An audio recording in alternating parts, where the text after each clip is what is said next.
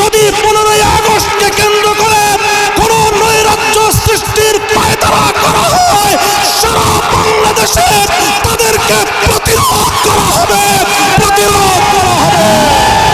হাসিনাকে ধরে এনে বিচারের কাঠগড়ায় দাঁড় করাতে হবে। প্রিয় সাথী ও বন্ধুগণ, বক্তব্য শেষ।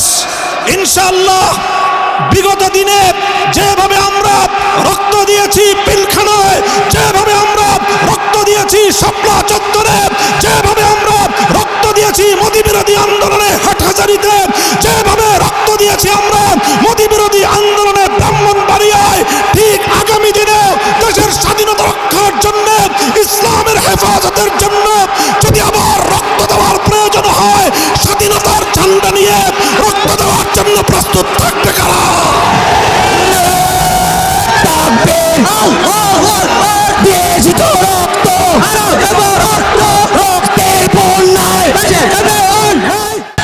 রাজপথের জিবাজালা আল্লামা মামুনুল্লাহ,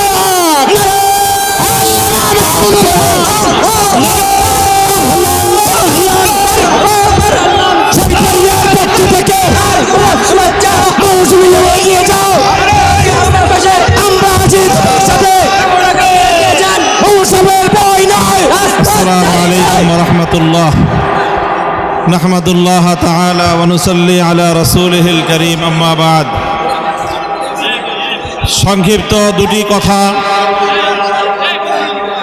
আমি সর্বপ্রথম অন্তর্বর্তীকালীন সরকারকে একটি ঐতিহাসিক সিদ্ধান্ত গ্রহণ করবার জন্য ধন্যবাদ জানাই।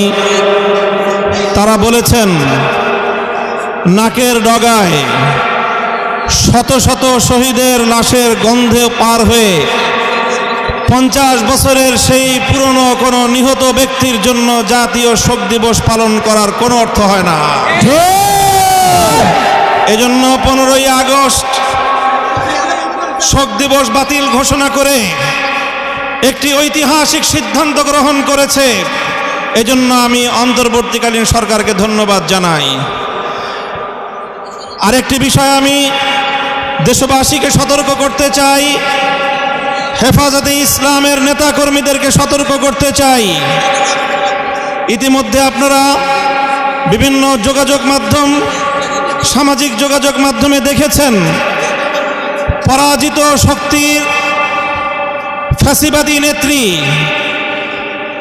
জালিম শাহী শেখ হাসিনা নরেন্দ্র মোদীর ঘরে বসে বাংলাদেশের অভ্যন্তরে 15ই আগস্টকে কেন্দ্র করে বিশৃঙ্খলা সৃষ্টি করবার জন্য তিনি উস্কানি দিচ্ছেন।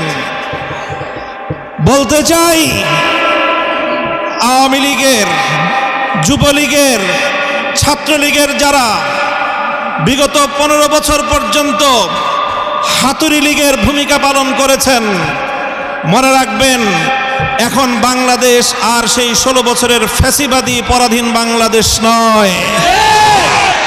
এই বাংলাদেশ আজ স্বাধীন বাংলাদেশ। ছাত্র জনতার এক সাগর রক্তের বিনিময়ে অর্জিত এই স্বাধীন বাংলাদেশে যদি 15ই আগস্টকে কেন্দ্র করে কোন নৈরাজ্য সৃষ্টির পায়তারা করা হয়, সারা বাংলাদেশে তাদেরকে প্রতিরোধ করা হবে।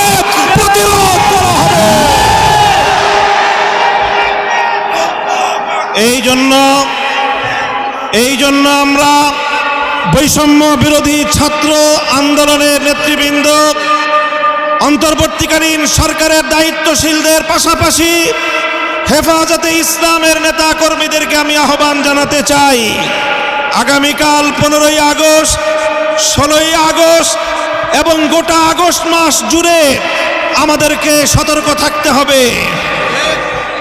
কারণ মনে রাখবেন, আওয়ামী লীগের রাজনীতি হলো প্রতিহিংসার রাজনীতি। 1975 সালে 3.5 বছরের অপশাসনের যুগে শেখ মুজিবুর রহমান সাহেব নির্বিচারে দেশের 30,000 যুবককে হত্যা করেছিল। এদেশের বাকশাল কায়েম করার মধ্য দিয়ে মানুষের সকল অধিকারগুলো তিনি হরণ করেছিলেন। অধিকার হারা মানুষ তখন তারা ক্ষুব্ধ হয়ে ধানমন্ডির 32 নম্বর বাড়িতে অভ্যুত্থান পরিচালনা করেছিল, তখন এই শেখ হাসিনা ঘোষণা দিয়েছিল যে জাতি তার বাবাকে হত্যা করেছে তিনি সেই জাতির কাছ থেকে প্রতিশোধ গ্রহণ করবেন। বিগত 45 বছর ধরে শেখ হাসিনা প্রতিশোধের রাজনীতি করেছেন, প্রতিশোধ নিয়েছেন আমার বাংলার তাওহীদ জনতার বিরুদ্ধে, প্রতিশোধ নিয়েছেন বাংলার স্বাধীনতাকামী মুক্তিকামী জনতার বিরুদ্ধে, প্রতিশোধ নিয়েছেন বাংলাদেশের ছাত্র জনতার বিরুদ্ধে, প্রতিশোধ নিয়েছেন এদেশের হেফাজতে ইসলামের লক্ষ লক্ষ নিরপরাধ মানুষের বিরুদ্ধে। তিনি একজন খুনির নেশায় মাতাল, খুনের নেশায় মাতাল।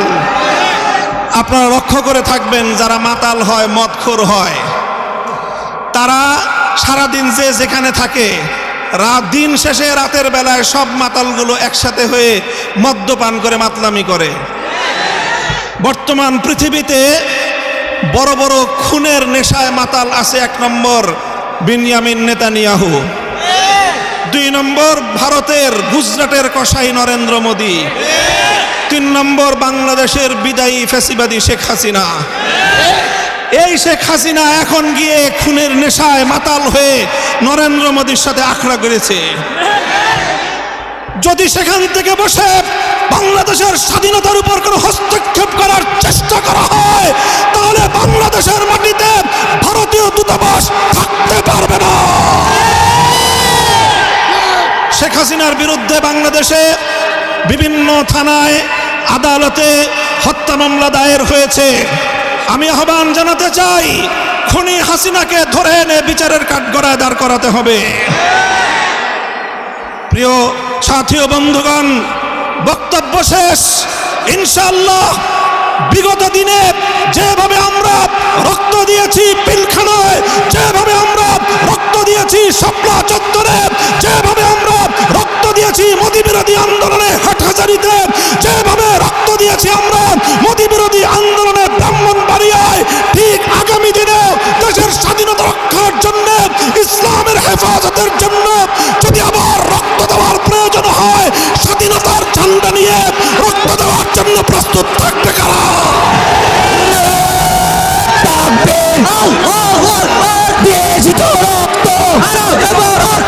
রক্তের বন্যায়